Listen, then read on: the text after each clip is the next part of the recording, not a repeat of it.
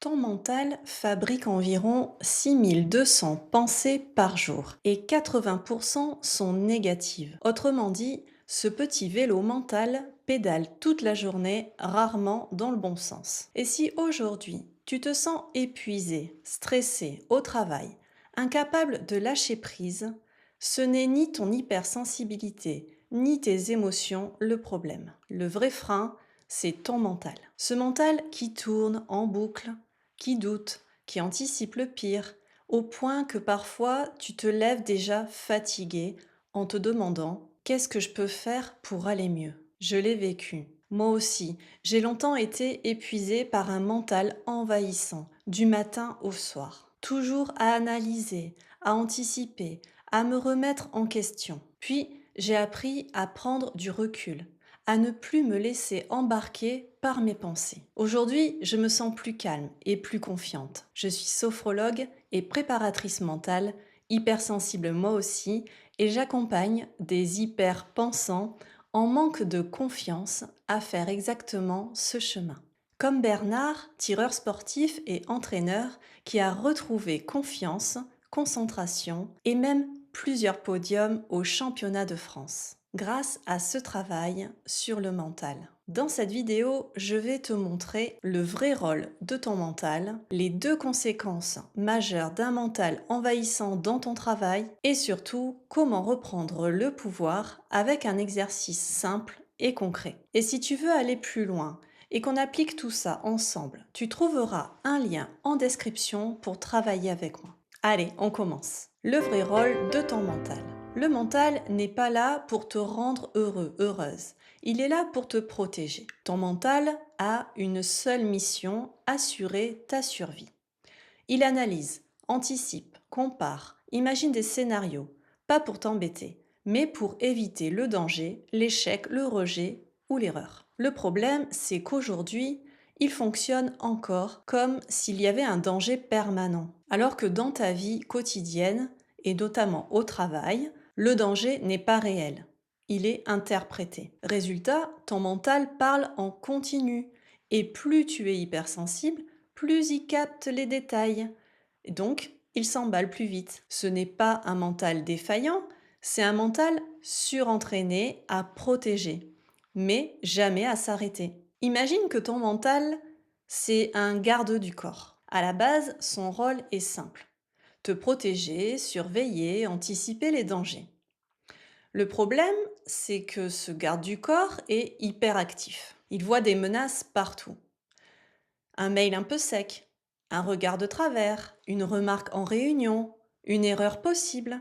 Alors, il s'interpose sans arrêt. Il te crie ⁇ Attention, fais gaffe !⁇ Et si ça se passait mal? Résultat, tu n'as plus aucun espace pour respirer, pour plus de calme, plus de recul. Et quand tu es hypersensible, c'est comme si ce garde du corps avait des capteurs ultra sensibles. Il détecte tout, même ce qui n'est pas dangereux. Donc, il travaille jour et nuit, sans pause, jusqu'à t'épuiser. Le problème, c'est qu'il n'a jamais appris quand se détendre. Pendant longtemps, je pensais que mon problème, c'était mes émotions, que j'étais trop sensible, que je ressentais tout trop fort. Mais j'ai compris quelque chose de fondamental. Contrairement aux idées reçues, l'hypersensibilité commence dans la tête avec un mental très puissant, bien avant les émotions. Ce sont ces pensées négatives, automatiques, je vais faire mal, je ne suis pas assez, ça va mal se passer, qui viennent ensuite déclencher des émotions difficiles à gérer. Autrement dit, ce n'étaient pas mes émotions qui prenaient le contrôle, c'était mon mental qui les lançait. Et la bonne nouvelle, c'est que si le mental peut créer cette tempête, il peut aussi apprendre à s'apaiser. Quand tu comprends le vrai rôle de ton mental, tu arrêtes de te battre contre toi-même. Tu retrouves du calme et tu commences déjà à reprendre le pouvoir. Dans un instant, on va voir les deux conséquences majeures d'un mental envahissant. Et c'est essentiel si tu veux reprendre le pouvoir sur ton mental. Si ce que tu as vu jusque-là t'aide déjà, pense à laisser un pouce bleu. C'est parti pour les deux conséquences majeures d'un mental envahissant au travail. Quand ton mental prend trop de place au travail, il y a deux conséquences majeures. Et elles expliquent à elles seules pourquoi tu te sens si fatigué. Première conséquence, l'épuisement mental permanent. Tu travailles, mais ton mental, lui, ne s'arrête jamais.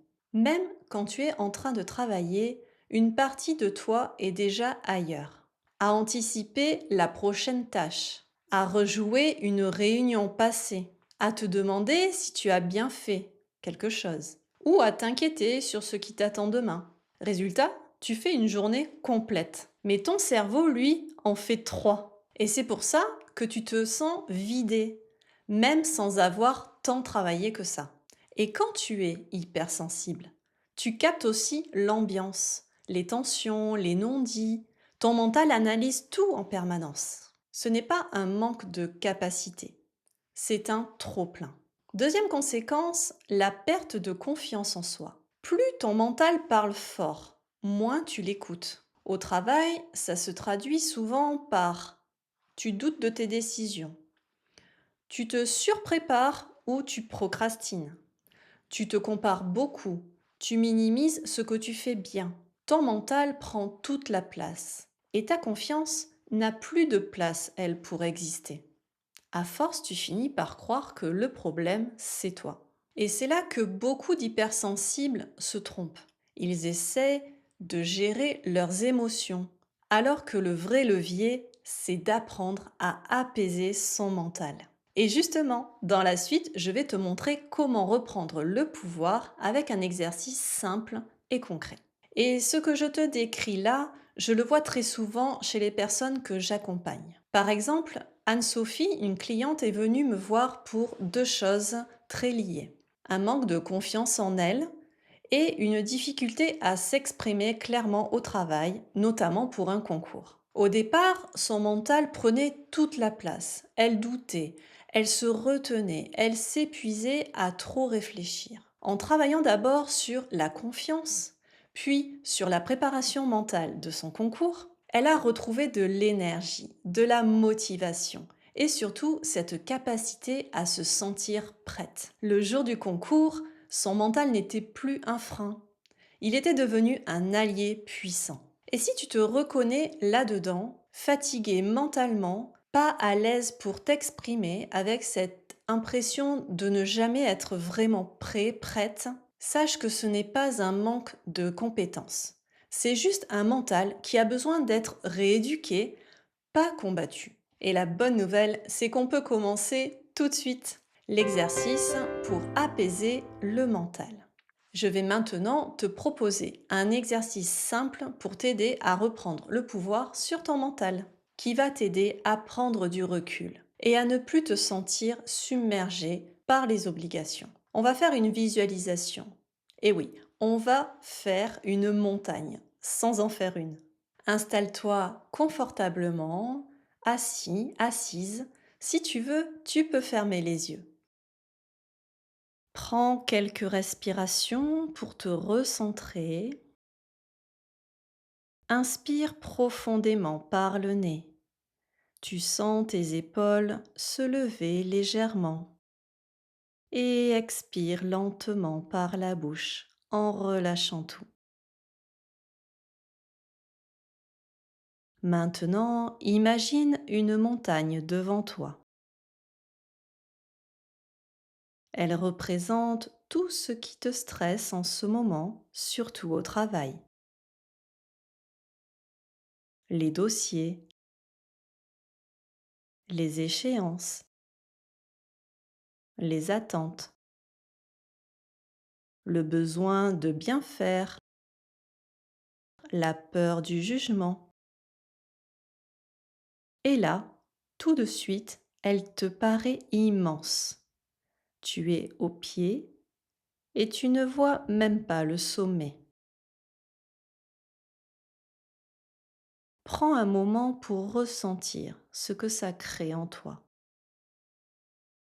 Tension, fatigue, pression. Observe simplement. Tu n'as pas à lutter contre. Tu observes. Maintenant, tu sais ce qu'il faut faire pour voir autrement. Tu décides de reculer. Pas physiquement, mais mentalement.